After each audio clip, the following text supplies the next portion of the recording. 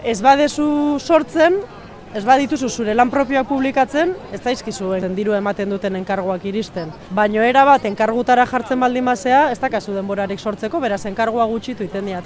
Hortaz konturatu nintzanean olako ansiedade bat bai sortu zitzaiten, baina gero aldi berian honek egiten hau zoriontsu, gustuan hau hartutako erabakiakin eta eutsi nahi diot.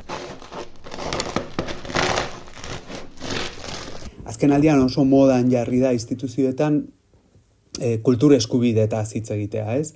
Eta ahoa betetzen zaigu kultur eskubideetaz, kulturgileon eskubideetaz, baina zer praktika eta ze ekintza politiko eta instituzional egiten ari dira eskubide horiek bermatzeko.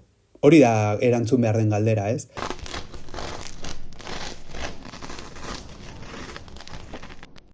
Heterogenotasun sekulakoa dago gaur egun. Alde horretatik, hobeto dagoela esango nuke, gure panorama, baino bestetik, esango nuke falta dela militantzia apur bat. Kultura gutxitu eta zapaldu bat garen enean, behintzat kontzientzia bat eukitzea eskertzekoa dela. Pixka kontziente izateko, zer egiten ez badegu pikutaragoa zela, ez?